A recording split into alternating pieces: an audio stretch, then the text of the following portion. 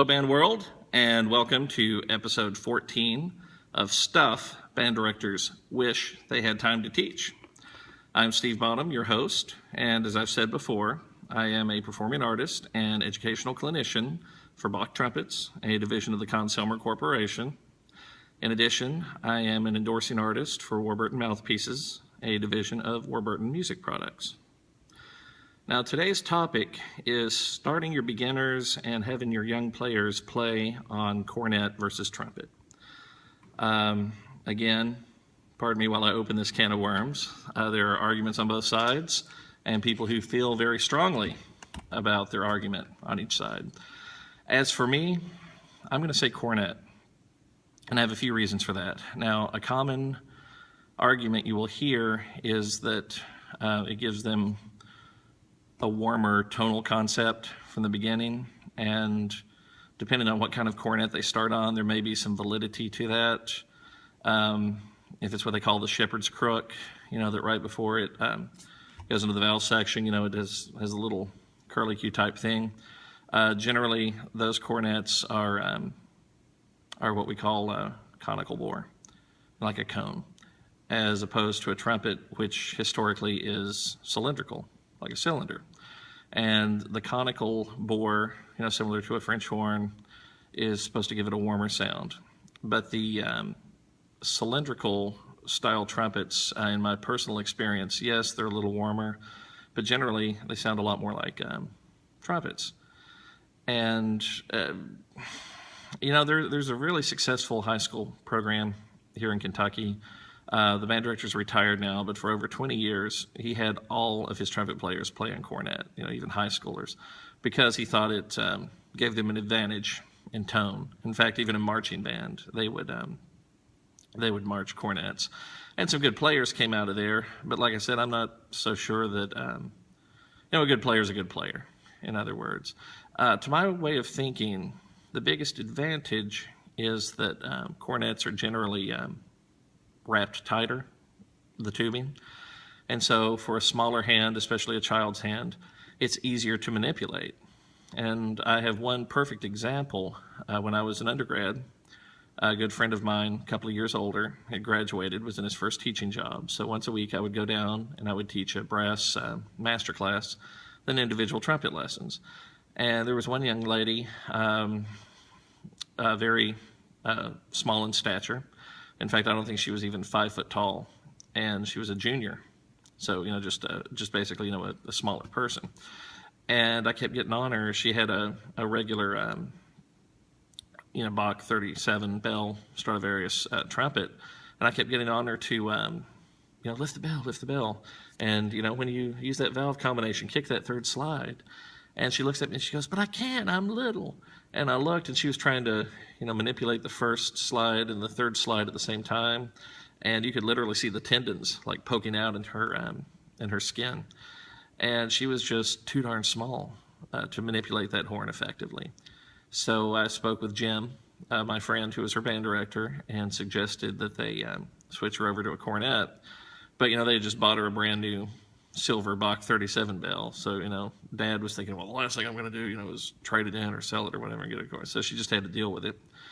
But it was obvious that it also gave her a great deal of difficulty. And she also had a hard time keeping the bell up because, that longer instrument, was so bell heavy as well. So it just compounded the problems she had to work around. And anyone who's taught young trumpeters know that, you've got a lot of bad habits to fix generally, unless there's some kind of prodigy and, they've started, with a top level teacher from day one. And, even then I'd say those folks, also have little bad habits that if truth be told, that they struggle with, that we just never know about.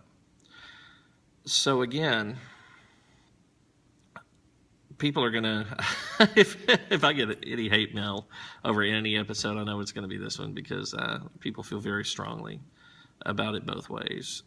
But again, I'm just going from my experience, and like I said, I will never say that my way is the only way, but I will say that my way is one valid way. It does work, and it may or may not be for you. So again, I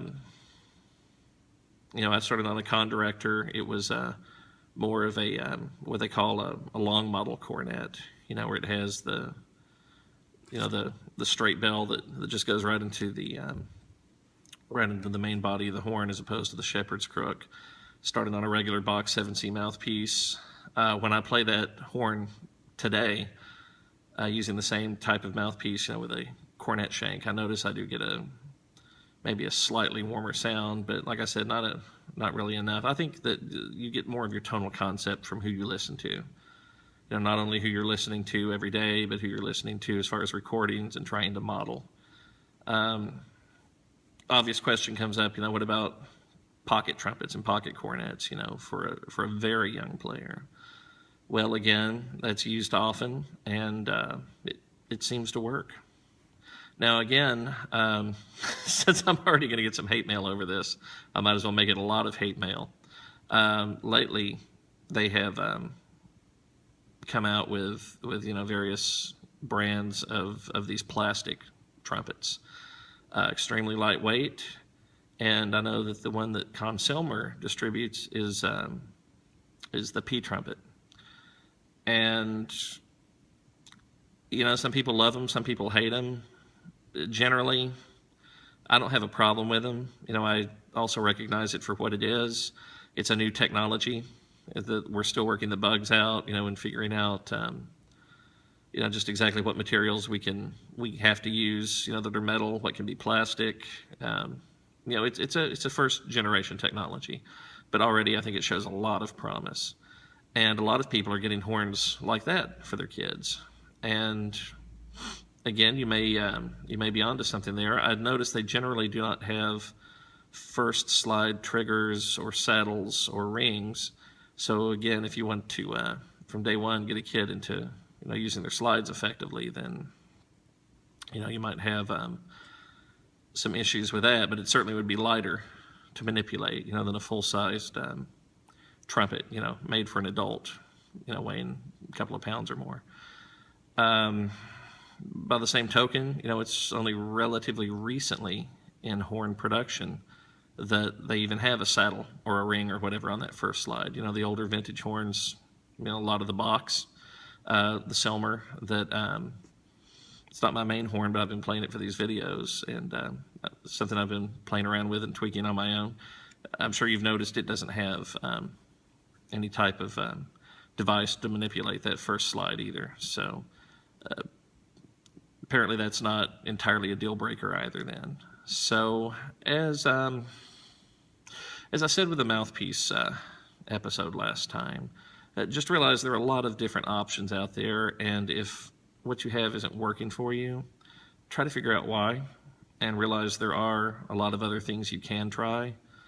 Again, I will go on the record and say, from my point of view, I believe that full-sized, professional proportioned trumpet, for a definitely for an elementary kid, or even a smaller middle school kid, or even a smaller high school kid, like my student, she was in 11th grade, and probably about the size of an average 6th grader, that I just don't think it's a good idea giving someone like that a full-size horn, because again, she was picking up all kinds of bad habits and just physically unable to manipulate the horn properly because of its size.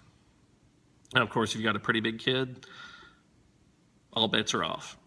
So at that point, certainly by all means, if you want to start him on trumpet, give him a trumpet. So that's pretty much what I wanted to cover today. My next episode, I'm going to have a guest host. I've been looking forward to getting another guest host on here. I think you're going to enjoy that show.